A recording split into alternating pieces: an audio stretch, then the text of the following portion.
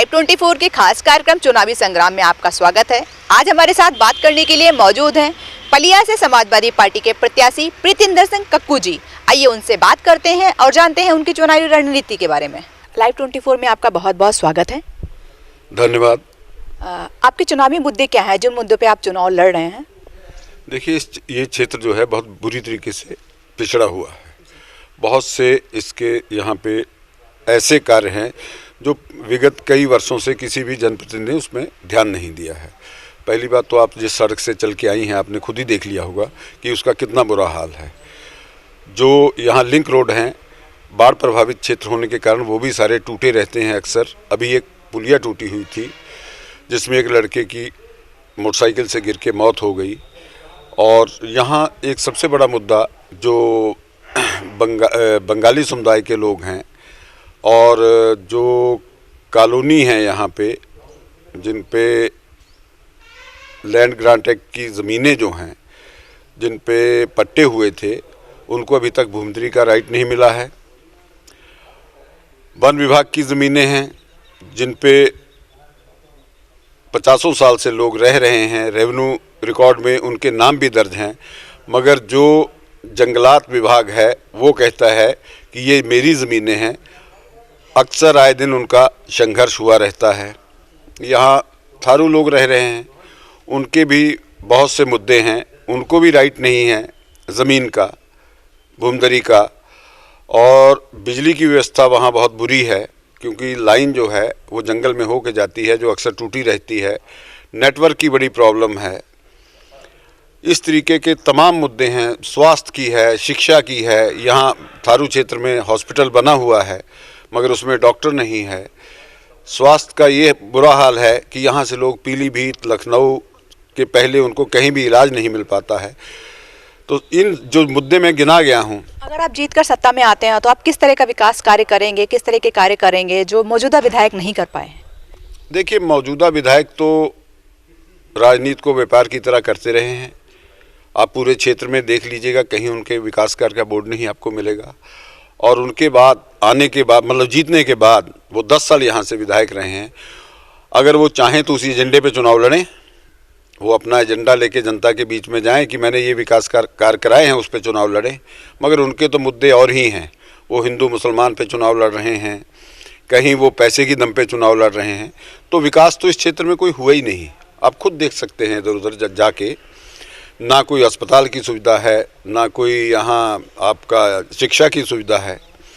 तो मेरी प्राथमिकता यही रहेगी कि सबसे पहले सड़कें, ये जो ज़मीन के विवाद हैं, पट्टे की ज़मीनों के विवाद हैं, जंगल से ज़मीनों के विवाद हैं। 3 गांव बसे हुए हैं, 3 ग्राम सभाएं मेरे उधर बसी हुई हैं जो मेरे ही ब्लॉक में थी। उसमें एक कांप है, एलनगंज है और किशनपुर है। हर एक साल यहाँ बाढ़ आती है। अभी भी यहाँ इतनी बाढ़ आई कि लोगों ने 10 दिन अपनी छतों पर रह के गुजारा किया। बहुत से मवेशी बह गए।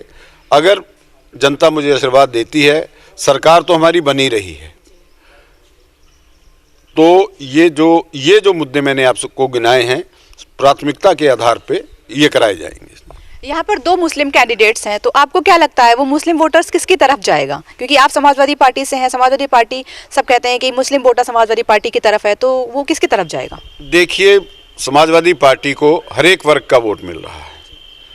जहाँ तक आप माइनॉरिटी की बात कर रहे हैं, तो बीएसपी तो भाजपा की बी टीम की तरह कार्य कर रही है। वो सारे लोग जान चुके हैं और ये भी लोग जान चुके हैं कि कांग्रेस का टिकट भी लोगों ने मैनेज करा दिया है। इसीलिए जनता समझ चुकी है। खासकर आपने मुस्लिम समुदाय का नाम लिया, तो मुस्लिम समुदाय भी ये चीज़ समझ चुका है कि ये लोग सिर्फ भाजपा को जिताने का कार्य करेंगे, जितने भी मुस्लिम प्रत्याशी आए हैं। बाकी अब वोटर जो है बहुत समझदार हो गया है। वो विकास और मुद्दों के आधार पर वोट करेगा। पहले वो धर्म के नाम पे चला गया है। वो समझ चुका है कि अब हमको विकास और अपने बच्चों के हित के लिए वोट करना है।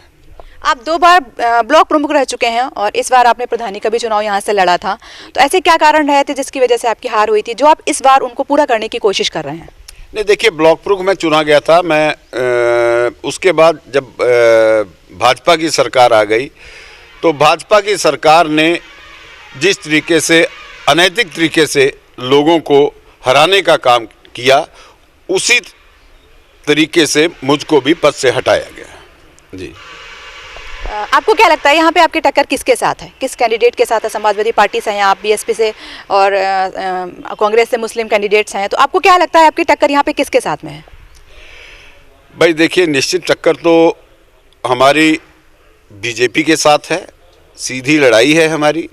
बीएसपी और कांग्रेस तो कहीं भी लड़ाई में दूर दूर तक नहीं है। और अगर सही बात यह है कि लड़ाई किसी से नहीं है, पिछले 10 सालों में क्षेत्रीय विधायक को लोग देख चुके हैं।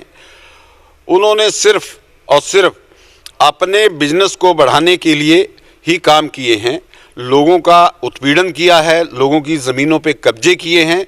वो सारी जनता जान चुकी है। बहुत से यहाँ पे जहाँ पे उनका इस वक्त ऑफिस और घर बना हुआ है 10-15 हज़ार स्क्वायर फीट में, वो भी एक विवादित ज़मीन है। उसका जो पारिवारिक विवाद था, उसका लाभ उठा के उन्होंने उस पर कब्जा किया है। ये कहना है कि सिर्फ आरोप लगाया जाता है उनके ऊपर, ऐसा कुछ भी नहीं है, उस जमीन को उन्होंने खरीदा है। देखिए, ये तो हर एक आदमी कहता है, कौन कह देगा कि मैंने कब्जा किया है, मगर सारी जनता जान चुकी है। इसके अलावा इस क्षेत्र के विकास के लिए तो उन्होंने कार्य कोई किया नहीं, सिर्फ अपना ही विकास किया है। लाइव 24 से बात करने के लिए आपका बहुत बहुत धन्यवाद। तो ये थे हमारे साथ प्रीतिंदर सिंह कक्कू जी, जिन्होंने हर सवाल का बहुत ही सहजता से जवाब दिया। कैमरा पर्सन सफीक के साथ मैं सुकीर्ति दीक्षित, लाइव 24 पलिया।